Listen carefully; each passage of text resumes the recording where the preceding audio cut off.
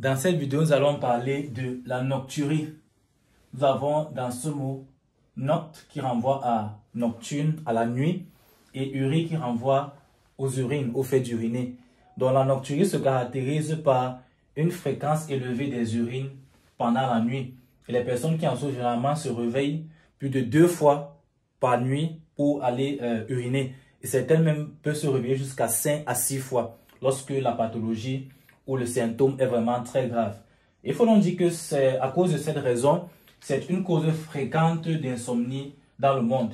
Et si vous souhaitez en savoir davantage sur les causes et les traitements de l'insomnie, je vous invite à regarder les vidéos que j'ai faites dessus précédemment. Bien, concernant les facteurs de risque de nocturie, il faut dire que plus vous avancez en âge, plus vous avez de risques de développer la nocturie. Donc l'âge est un facteur de risque important. Pourquoi? L'âge va affecter 2 principales fonctions qui régulent le fait d'uriner. La première, c'est la fonction hormonale, à savoir l'ADH, qui est l'hormone antidiurétique. C'est l'hormone qui est produite par votre organisme et qui est responsable de favoriser la rétention des urines, donc d'empêcher l'évacuation des urines. Avec l'âge, votre organisme va en synthétiser moins, et ce qui va donc faire qu'il y aura plus d'émissions des urines. Et la deuxième chose que l'âge va impacter négativement, c'est la vessie. Notamment, plus vous avancez en âge, plus votre capacité de rétention au niveau de la vessie, capacité de rétention des urines sera faible, sera diminuée. Quelles peuvent être les causes de la nocturie? Les causes sont de 3 types. Le premier type de cause, c'est les causes médicales, donc les autres pathologies qui peuvent être à l'origine de la nocturie. On a notamment l'insuffisance cardiaque, le diabète, les problèmes de la prostate tels que l'hypertrophie bénigne de la prostate avec un gonflement de la prostate, ce qui aura aussi un impact sur l'urètre, qui est le canal qui permet d'évacuer les urines à partir de la vessie jusqu'à l'extérieur. Les infections urinaires peuvent aussi être à l'origine de nocturie. L'insuffisance hépatique, donc un problème de fonctionnement de votre foie.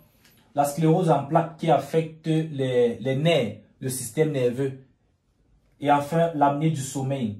Je vous invite à regarder la vidéo que j'ai faite précédemment sur le ronflement, les causes et les mesures adoptées pour s'en débarrasser. Parce que généralement, l'apnée du sommeil est associée au ronflement.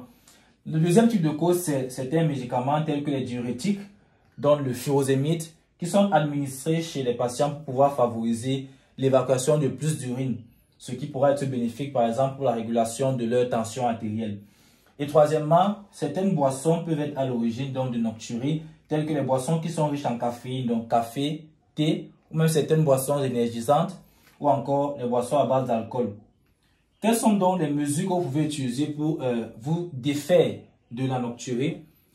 Les mesures de traitement vont s'attaquer aux causes médicales. Donc, si jamais c'est une pathologie qui est à l'origine de la nocturie, il sera question pour votre médecin de traiter cette pathologie afin que vous ne souffrez plus de nocturie.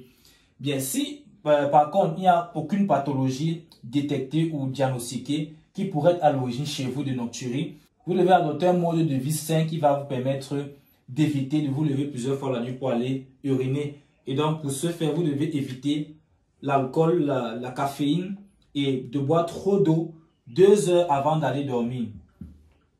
Et enfin, vous pouvez utiliser certains médicaments. Votre médecin peut vous prescrire, par exemple, de la desmopressine qui joue le même rôle dans l'organisme que l'ADH, l'hormone antidiurétique, ou encore l'oxybutynin, qui va donc permettre de relâcher les muscles de la vessie, d'empêcher qu'ils se contractent, parce que leur contraction pourrait favoriser donc l'émission des urines. Merci d'avoir regardé cette vidéo et si vous n'êtes pas encore abonné, je vous invite à vous abonner afin de ne pas manquer ma prochaine vidéo.